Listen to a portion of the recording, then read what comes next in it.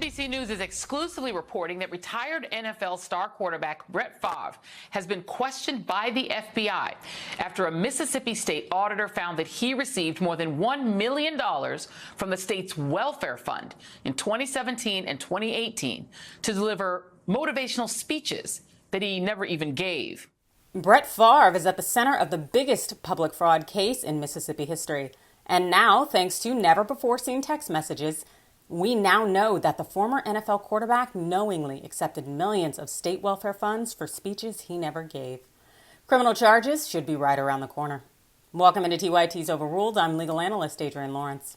In Mississippi's ongoing lawsuit over the biggest public fraud case in state history, damning text messages surfaced yesterday.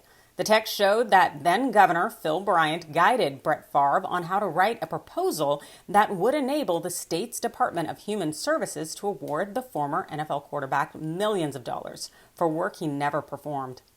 This per Mississippi Today. The newly released texts, filed Monday by an attorney representing Nancy New's nonprofit, show that Bryant, Favre, New, Davis, and others worked together to channel at least $5 million of the state's welfare funds to build a new volleyball stadium at University of South Mississippi, where Favre's daughter played the sport. Favre received most of the credit for raising funds to construct the facility. Mind you, for years, former Governor Bryant denied any close involvement in steering welfare funds to the volleyball stadium, as that would violate federal law. Under the Temporary Assistance for Needy Families program, federal regulations prohibit states from using earmarked money on construction for buildings.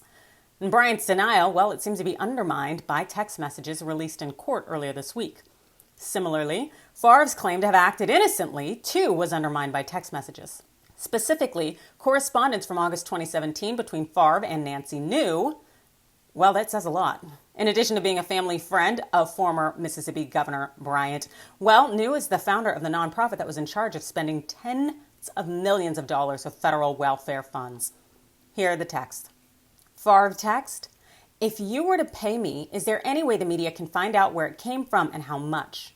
New responds: no, we never have had that information publicized. I understand you being uneasy about that, though. Let's see what happens on Monday with the conversation with some of the folks at Southern.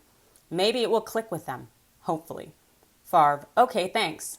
The next day, New texts: wow, just got off the phone with Phil Bryant. He is on board with us. We will get this done. Favre responds: awesome. I needed to hear that for sure.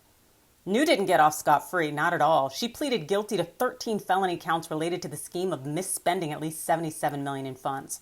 Her son, Zach, entered a plea agreement in April for defrauding the government in this scheme. Also, former welfare agency director John Davis, he's awaiting trial on fraud charges. Only Bryant and Favre have yet to be charged. Both Favre and Bryant should be charged, alongside everyone else. As the text messages suggest, they were knowingly involved in this scheme to steal millions of dollars that were supposed to help the most vulnerable members of our society. It wasn't just public funds, but those specifically earmarked for those needs. Pulitzer Prize winner, writer Nikole Hannah-Jones, well, she explained it well.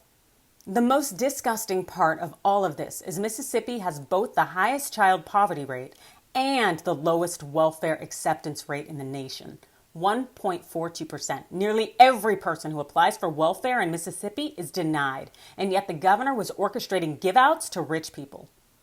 Regardless of whether Favre has returned the money, he and former Governor Bryant must be prosecuted.